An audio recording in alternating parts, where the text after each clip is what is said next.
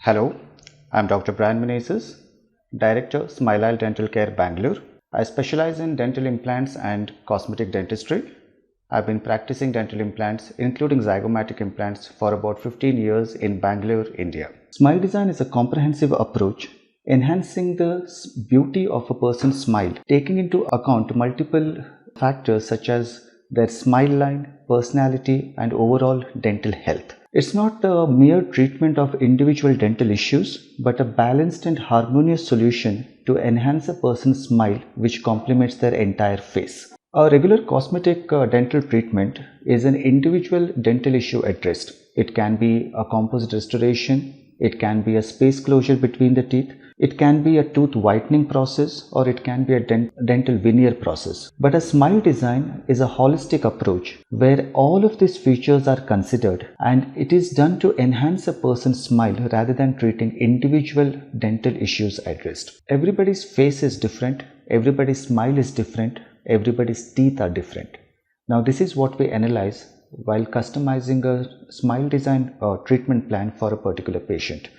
We take into account their age, the whiteness of the teeth, the shade of the skin, the tone of the skin, and the lip line and the smile line as well. So when a patient desires to go for a smile design, we take into account multiple factors and we customize a treatment plan for that individual. No two treatment plans of a smile design are ever same. There are majorly 4 characteristics which we take into account while planning a smile design case. The first is the tooth symmetry, the shape of the tooth, the color of the tooth, the alignment of the teeth, the smile line, how many teeth are visible during a smile, whether it's a regular smile or a laugh. The second factor which we take into account is the gum line. How much of the gums are visible, whether the patient actually has a very high gummy smile or not, what is the health of the gum, what is the color of the gum, and how much of the lip line and the gum line is actually visible during a smile. Now the third thing which we take into account is the facial symmetry. How the facial muscles, the lips, the cheek contribute to the smile, and how much of the visibility they actually cause during a regular smile of the patient. And the fourth factor, which is the most important, is the patient preference. What exactly is patient looking for? Is it just the smile? Is it just the whiteness of the teeth, or is it a broad smile line or a lip issue where the patient wants the broader lips than the complete treatment with the teeth only? So when we take into account all these factors, then we customize a treatment plan for the patient.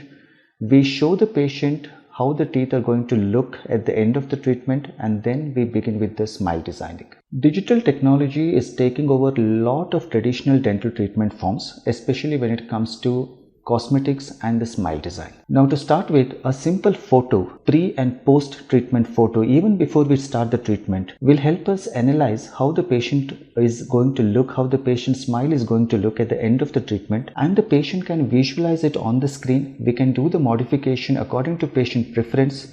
We can analyze each and every factor like the depth of the smile line, the lip line, and how the face is looking when the patient smiles, and what kind of the smile design we have to go for. We do have a lot of softwares which help us design a smile for an individual patient. So we are going to work around with the teeth design, the gum line, the shape of the gum visibility.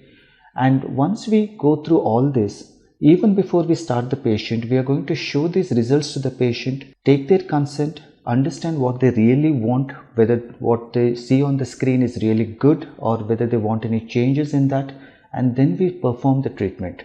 So digital dentistry definitely is helping us achieve far better results and more accurate results actually. Smile design doesn't only improve the smile, it takes care of the minor issues present with the teeth. It may be a cracked tooth, it may be some wear out of the teeth, some attrition of the teeth, some changes in terms of biting and chewing. Now when we restore all these things, the functionality comes back to normal. When you have a well-balanced tooth, a well-balanced smile, well-placed cheek and the tongue position, well-placed lip position, your biting and your functionality improves.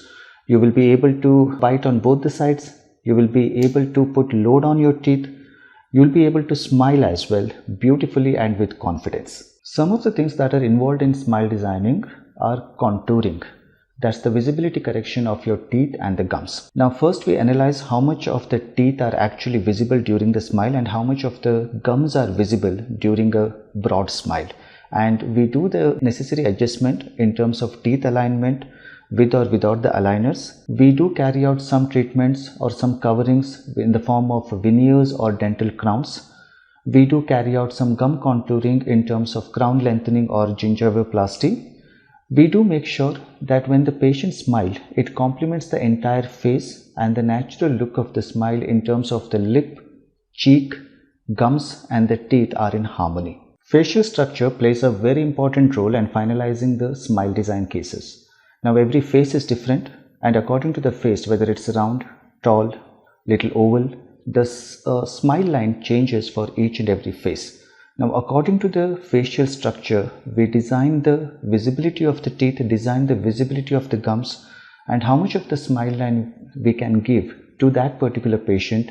It's defined by the facial structure. Now lifestyle habits definitely have an effect over the success of the treatment.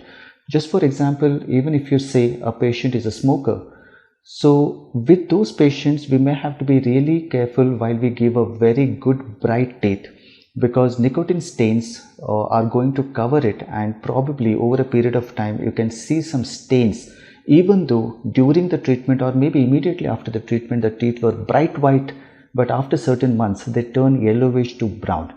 So definitely a good maintenance and lifestyle habits do change the way we look into the treatment and plan our treatment.